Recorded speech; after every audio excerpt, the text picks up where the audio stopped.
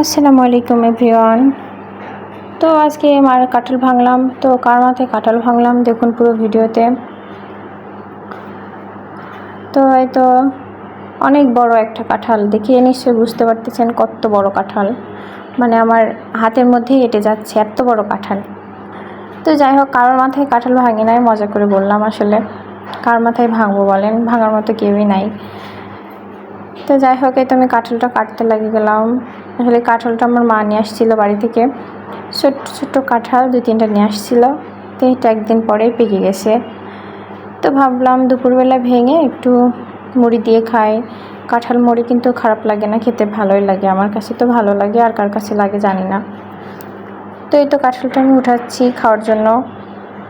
ছোট ছোট সার, ছোট কাঁঠালের ছোট ছোট সার, খেতে খারাপ না। কাঁঠালটা একটু মিষ্টি ছিল, বেশ ভালো।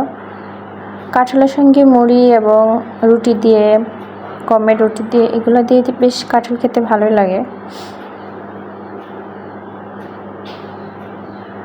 তো এই তো আমি অর্ধেকটা উঠাইলাম আর অর্ধেকটা রেখে দিলাম, ওইটা পরে আর কি খাওয়া যাবে।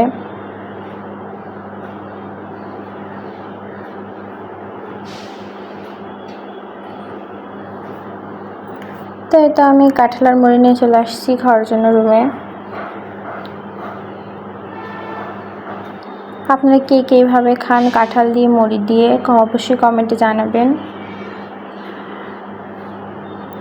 তো এই তো আজকের ভিডিও এতটুকুই। সবাই ভালো থাকবেন। ভিডিওটা ভালো লাগলে অবশ্যই সুন্দর করে একটা কমেন্ট করে যাবেন,